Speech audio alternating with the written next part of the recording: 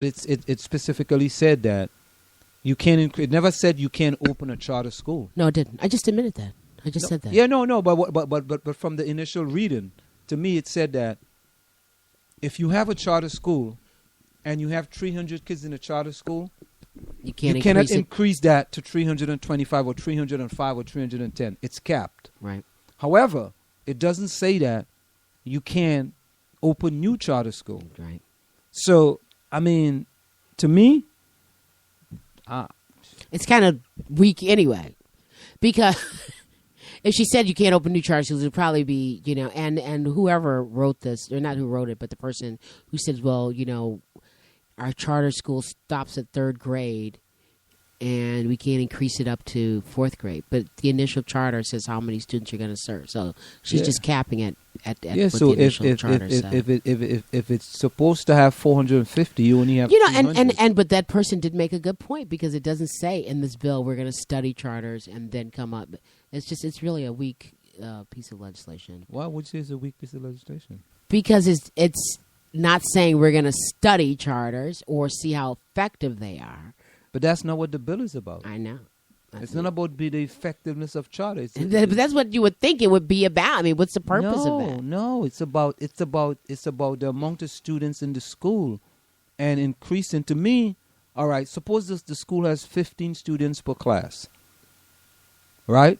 And you're going to increase the size. That means that you're going to increase the amount of students in the class. And to me, whenever you increase the size of the students in the class, the number of students, the ratio, that means to say that, the teacher, you're interfering with their education. Exactly. Experience. Yeah. So to me, I mean, and the parents, and this always happens. This is true. The parents might be saying that, listen, we live in Newark, and you don't understand what we go through in Newark. You don't understand what it is for us as far as a charter school is concerned, rather than having to send your kid to a public school. Because in South Orange and Maplewood, we that live in South Orange and Maplewood are able to send our kids to Columbia High School, Maplewood Middle School, South Orange Middle School, St. Boyden, Tuscan, and those are pretty good schools. So if I live in South Orange and Maplewood, I may not be able to understand what the people in the urban districts are facing, as far as if they have to send their kids to the public school as opposed to a charter school. So the people will be looking and saying that if you limit the spaces of that school, you might be hindering my kid from getting a quality education.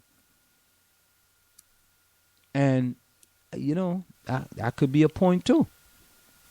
That could be a point. So, for example, I'd like to know. I mean, I've yet to dig into this. I mean, what was her intent? What was her intent in limiting this? Because, again, the bill doesn't say we want to limit or stop, the increasing enrollment in these schools in order to study something. I mean, the intent is to limit, but for what, though? For what purpose? To me, the intent is to limit the amount of students in the school. By limiting the amount of students in the school, you're capping the average per class at a certain number. If you continue to expand the numbers in the school, that means to say that some kids may get lost in the shuffle because the class size is going to be bigger. And we always complain in South Orange and Maplewood about class size being bigger. And to me, in the urban districts, you need smaller class sizes as opposed to the suburban district. In any school, you need smaller class sizes. Well, yeah. But I think more so in the urban school districts, though. And anyway, but you could say more so there, because here, there is a cap, and they try to keep the student-teacher ratio at a certain level. Like for me, I can have max out at 34 kids in a classroom, and they don't do that here at Columbia High School. But here's why I say that. In the suburban district, most of the parents can be able to afford a tutor, right? They can send their kids to tutoring, even if they're in a class of 30. I mean, yes, all these are urban district. Okay. All these are cans. This could happen. That could happen. This is facts though. If you're in an urban district and you're in a class of 30, it's highly unlikely that a lot of parents in that school system and in that class can send their kids to tutoring if they live in Newark, as an example. If you live in Maplewood and South Orange or Melbourne or Livingston, there's a great possibility that many of those parents... Okay, I could leave you there, but should I say something here? It's not just whether you can do it or you have the resources to do it necessarily. Some of this is knowing that is something that can be done, and then that is sort of expected. So students, parents, many parents, and not all of them, like in this district that we live in, a suburban area, recognize that their child may need a supplemental service, be that a tutor or a hunting and learning center or Kumon or whatever. Because, again, this is a socioeconomic issue. So here people in the middle class believe that education is something that you have to obtain in order to get somewhere. According to studies, so many people believe education is something that is just a goal and something that but you don't work that hard for it. So here in this community, many people, certainly not all of them, recognize that their kid needs to go to Kumon or they'll call somebody. And that is about social class. I'm not as if that is not available, though. It's a knowledge, but it's still available to people in it's available to people in urban districts. Wait a minute.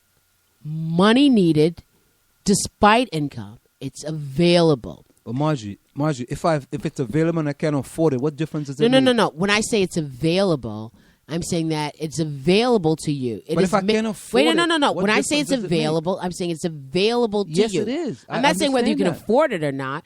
It's available to you. Marjorie, if it's available and I can't afford it, what difference does it make to me? No, you don't understand what I'm saying. I don't know how else to put this. Yeah, because I'm saying that it is... It is available to them if they want to use it. No, it's available to them.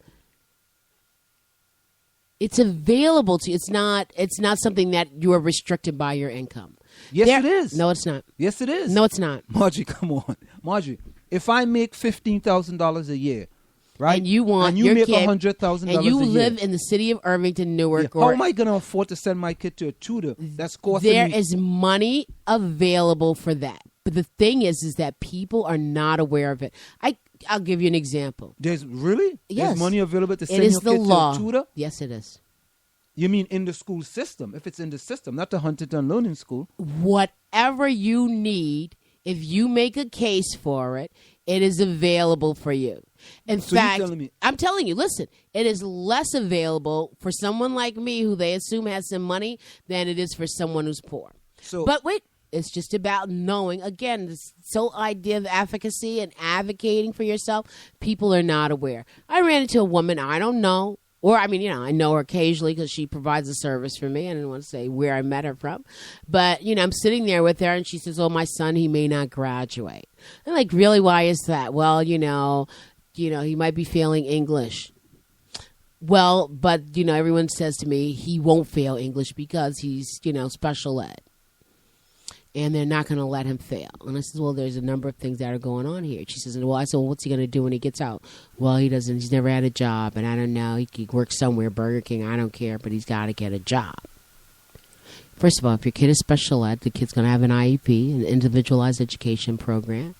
If it says that he only has to reach X level of literacy, then that's the level of literacy he has to reach. And so you check to see with this teacher, did he reach that? Or whoever his advocate is in the school. Number one. Number two, because he's special ed, there's services available to him. And those services are available to him up until age 24 or whatever. In the state of New York, they are. So if they are in New York, I know they are in New Jersey. If your kid needs something, an iPad, not an iPod. If your kid needs an iPad and that's going to help them learning, as long as you know your rights as a parent. And I said, and in addition to that, if he's special ed, he deserves or is allowed transitional services that will help him once he gets out of high school, be that going to a training center or whatever it is, and they will pay for that. But the thing is that she's like, really? And I said, go look this up. We do not know our rights that we have and the educational systems that exist do not necessarily explain that to us. For example, if you are someone with money and you know your rights, your light went out. I don't know what that means, but it feels weird. When you know that you have rights, you can be sped, or have an IEP, right? An individualized education program. And take 2 additional hours on an SAT if you want to. I know that. Yeah. I know that. But see, it goes along with knowing what your rights are and knowing what you can ask for. So what I hear you saying is that I'm saying that there are special services. A family that's making $25,000 could get some not special ed. Not based on special income. Ed, just based on income. Yeah, because districts get money for stuff. They can get a tutor outside of the school system, like Huntington Learning Center, and get some federal government or state government to pay for that tutor. I believe so, and I'll give you about 90%. I know at least in the state of New York you can, and if you can do that in New York, you should be able to do it in New Jersey. I doubt that very much. Well, we'll investigate, and then I'll come back, but I can't do that right here. All right, you got to investigate. But you do have to admit that people do not know. I'm going to wholeheartedly agree that a lot of people don't know sometimes. Mm-hmm. They don't know that the information is out there. Just like you, if you were broke, would you know where to go in this town to get something?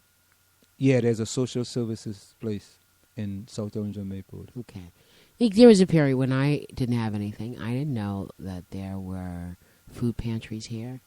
I had absolutely no clue. Yeah, there's also a social welfare here. Okay, but it depends on what information you're exposed to. I didn't even know food pantries existed until I started working for a nonprofit. I didn't even know what the food bank was.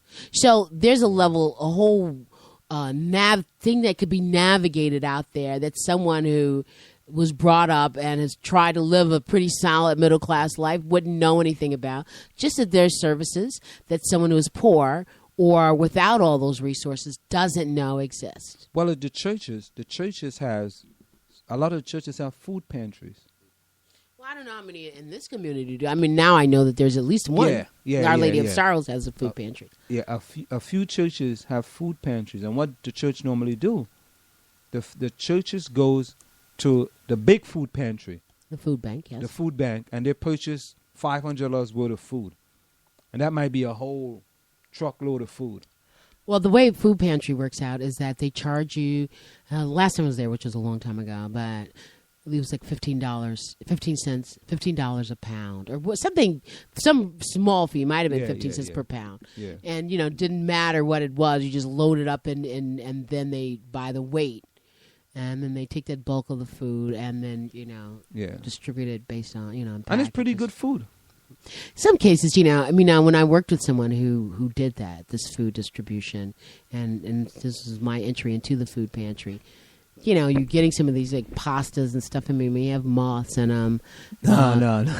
It's true. Yeah, the place that I know of, they actually had. I mean, some of the things might be expired. Yeah. But it might have been a week. I mean, yeah, but see, there's a sell by date, best of use by date. Yeah. And just because it's, best of use by doesn't mean it's bad. It's just not going to have the same, kick or taste that. So is there any other local news? Yeah, you were going to talk about this property, the Village Planning Board. Planning Board punts on appeal of post office plan approved. That is really a tongue-twisting headline. Well, Maplewood Planning Board declines jurisdiction on Village Keeper's appeal. What does that mean? The Planning Board declines jurisdiction. I guess the Maplewood, the Village Keepers, appealed something to the Planning Board. Okay, guess this is one first paragraph says the Planning Board on Tuesday declined to hear an appeal of the Maplewood Village Alliance's approval of the controversial. Right. So they appealed something. And then they're like, we ain't having it. The Maplewood Planning Board declined their appeal. So the Village Keepers, Inc., filed the appeal claiming that the Maplewood Village Special Improvement District, which is under the oversight of the Maplewood Village Alliance, improperly approved the plan last month that calls for a 3-story, 20-unit building with 5 retail shops on the site of the former post office. The appeal stated that the Maplewood Village Alliance should not have approved the plans from GMF Properties because the developer did not show significant financial hardship. which is necessary prior to approving the destruction of a building in a special improvement district. I have to read that again. But look at the planning board members. Does he have the planning board members there? Only planning board member I